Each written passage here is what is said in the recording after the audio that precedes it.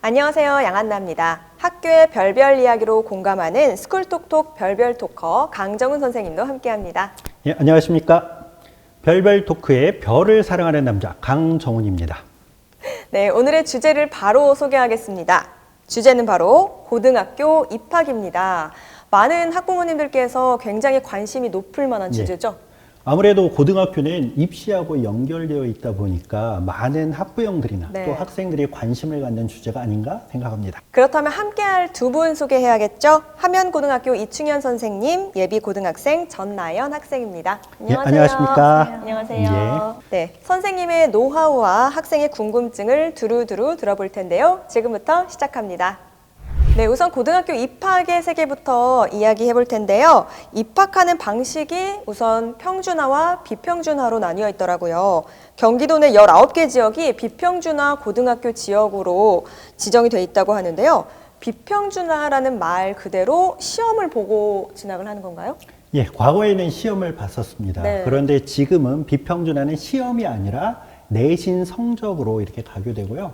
그다음에 평준화는 경합이 되었을 때 컴퓨터 추천 방식으로 가게 되어 있습니다. 그렇군요. 그럼 나연 학생 지역은 평준화 지역이었을까요? 네, 저희 지역은 평준화 지역이었습니다. 그렇군요. 선생님 지역은요? 저희 지역은 비평준화 지역입니다. 예, 그러면 고등학교 지원할 때 학생은 어떤 방식으로 지원했나요? 저희는 1순위부터 12순위까지 가고 싶은 고등학교를 쓴 다음에 추첨을 돌려서 그 고등학교로 가는 형식으로 진행했었습니다. 예, 평준화 학교 같은 경우는 학교가 얼마나 있는지에 따라서 이 순위가 달라지더라고요. 그래서 6개가 있으면 6순위, 뭐 10개가 있으면 10순위 이런 식으로 진행되는데 선생님 같은 경우에는 비평준화잖아요. 조금 더 이야기를 해주신다면 저희는 이제 정기고등학교를 제외한 후기 일반계 고등학교의 경우에는 딱 한 군데만 쓸 수 있는 구조입니다. 그렇기 때문에 사실상 중3 학부모, 학생들은 이제 담임선생님과 함께 3월 초부터 굉장히 어느 학교를 쓸 것인가, 내 성적으로 이 학교로 갈 수 있는가 라는 것에 대한 상담을 많이 실시를 하게 됩니다. 그러면은 한 학교를 이렇게 선택해야 된다는 문제가 정말 고민되고 떨릴 것 같아요. 떨어질까 봐 좀 무섭기도 하고. 떨어질 경우에는 어떻게 해야 되죠? 사실은 떨어지지 않게끔 학교를 쓸 수 있게끔 평준화 지역의 경우에는 3차에 걸쳐서 고입 희망 지원을 하게 됩니다. 그거랑 관련해서 중학교 3학년 부장님들이 전부 모이셔서 대략적인 학교의 어느 정도의 커트라인을 이제 아시게 되고요. 이제 그 정보가 학생과 학부모님들에게 가게 되고, 이제 12월에 아이들이 고등학교를 쓸 때쯤에는 떨어질 수 있는 학교는 거의 쓰지 않는 상황이 됩니다. 하지만 그럼에도 불구하고 떨어지는 경우가 된다면 미달인 학교나 아니면 미달인 학교에서도 더 밀려났을 경우에는 타 지역으로 가게 됩니다. 타 지역으로 간다는 게 생각만 해도 좀 쉽지 않을 것 같아요. 어렵네요.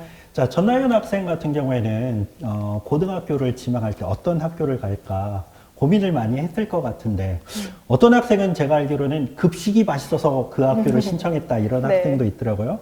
전나연 학생은 어떤 기준으로 선택을 했습니까? 저는 여러 기준을 고려하는 편이었는데요.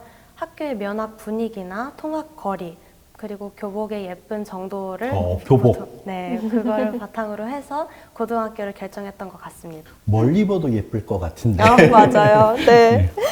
나연 학생 말처럼 실제로 각 지역 커뮤니티 카페를 가보면요. 이런 어떤 조건으로 선택을 해야 하냐 이런 고민들이 굉장히 많이 올라와 있어요. 선생님 주변에는 고민 상담 많이 받으시나요?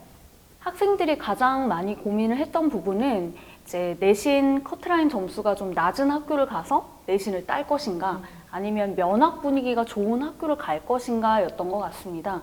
근데 그 부분에 대해서는 사실은 어떻게 정해져 있는 정답이 있는 것 같지는 않고요.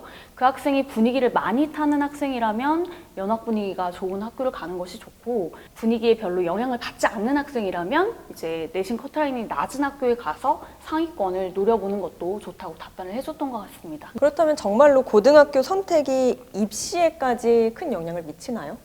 저는 미친다고 생각합니다. 특히 고등학교의 경우에는 각 학교의 교육 과정을 좀 알아보는 것이 중요한데요. 중학교 학생이나 학부모님들 같은 경우에 학교 알림이를 검색을 해보시면 그 학교의 고등학교 교육과정 편제를 알 수가 있습니다. 그 학교에서 어떤 과목이 개설이 되어 있고 어떤 선택적인 교육과정을 운영을 하고 있고 어떤 특색적인 교육과정이 있느냐에 따라서 그러한 것들이 특히 수시 학생부 종합전형에서는 굉장히 크게 작용한다고 생각합니다. 그렇군요. 그러면 지금까지 학교 선택의 기준에 대해서 이야기해봤는데요. 고등학교 입학을 위해서 어떻게, 무엇을 준비해야 할지도 궁금하실 것 같아요. 나연 학생을 준비하면서 어떤 점이 좀 고민이었나요? 저는 전체적으로 모든 과목이 다 고민이었는데요. 네.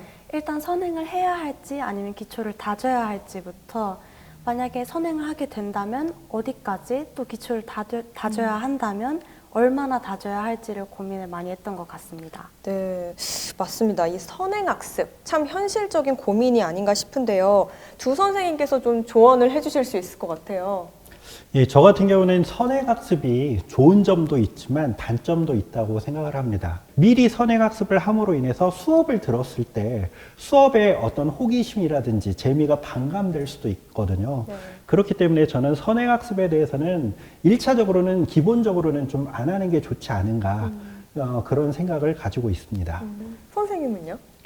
사실상 학부모님들이 이제 모두가 다 선행학습을 하고 있기 때문에 선행학습을 안 한다는 선택을 하기는 굉장히 힘든 것 같습니다. 그럴 경우에 제가 드리는 조언은 무리하게 진도를 빼기보다는 적당한 부분을 나가서 그 부분에 대한 기초를 좀 차근차근히 다지는 것을 좀 권장을 드리고 있습니다. 예를 들어서 예비 고1 학생이 고등학교 2학년 수학까지를 막 선행을 했다라고 할 경우에 실제로 고등학교에서 와서 보면은 너무 예전에 했던 부분이어서 기억이 나지 않는다든가 진도를 빼느라고 기초를 다지지 못해서 오히려 그 부분을 못하는 학생들을 많이 봤습니다. 네. 그래서 선행학습을 하게 된다면 적당히, 그러니까 상위 학년의 적당한 부분을 반복적으로 기초를 다져가면서 하는 것을 권장드리고 있습니다. 제가 또 이제 전나연 학생 아까 이야기하다 보니까 고등학교에 가게 되면 좀 궁금한 게 있다고 이야기하더라고요. 선생님 나와 계시니까 궁금한 거 하나 있다면? 수시 전형과 정시 전형이 있는 것으로 알고 있습니다. 근데 이때 수시 전형을 잘 받으려면 어떤 전략을 가지고 저희가 준비를 해야 하는지가 궁금합니다. 그래서 사실은 중학교 3학년 학생들이 고등학교 1학년 선행학습을 하는 것도 중요하지만 자신의 진로가 뭔지, 적성이 뭔지에 대해서 고민을 해보는 시간이 꼭 필요하다고 생각이 듭니다. 수시 학생부 종합전형이든 교과전형이든 가장 중요한 것은 첫 번째는 과목 선택이라는 생각이 듭니다. 고등학교 1학년에 올라오게 되면은 생각보다 빠른 시기에 고등학교 2학년 때 내가 수강할 과목을 결정을 해야 되는 시기가 옵니다. 그게 4월이나 5월이 되는데요. 생각해 보면은 고등학교 입학을 해서 얼마 수업을 듣지도 않았는데 고등학교 때 내가 뭘 배울지를 결정을 해야 되는 상황이 되는 거죠. 네. 이제 그 부분에 대한 부분을 사실은 중학교 3학년 때부터 좀 미리 고민을 해볼 필요가 있는 것 같습니다. 이야기를 듣고 나니까 어때요? 좀 고민을 해본 부분인가요? 진로에 대해서 어떻게 진로를 또 정해야 할지 고민하고 있었는데 선생님의 말씀을 들으니 진로를 빨리 결정을 해야겠다는 생각이 들었습니다. 네, 아마 학부모님들께서는 바뀐 교육 과정에 대해서 많이 궁금해하고 계실 텐데요. 요즘 가장 큰 관심사는 무엇일까요?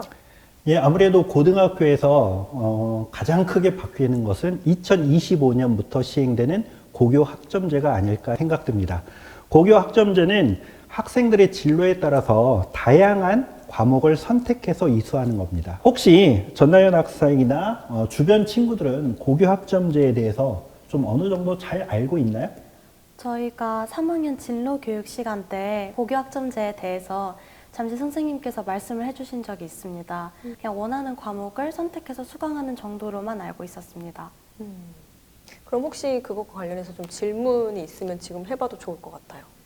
그 고교 학점제를 원하는 과목을 수강을 할 때 혹시 어떤 과목들이 개설이 되는 건지 또 학교마다 차이가 생긴다면 저희가 고등학교를 선택할 때 어떻게 선택해야 하는지 이런 것에 대해서 궁금합니다.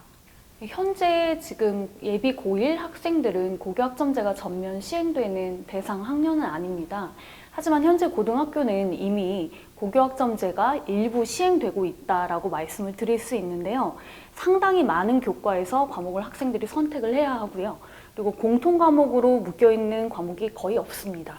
그래서 사실은 그렇기 때문에 교육과정 편제표를 사전에 꼭 확인을 해보는 것이 굉장히 중요합니다. 이 학교에서 어떤 과목이 개설이 되고 있고 나는 어떤 과목을 선택을 할 수 있는지, 내가 듣고 싶은 과목이 있는데 그 과목이 그 학교에서 개설이 되지 않는 경우도 있을 수 있고요.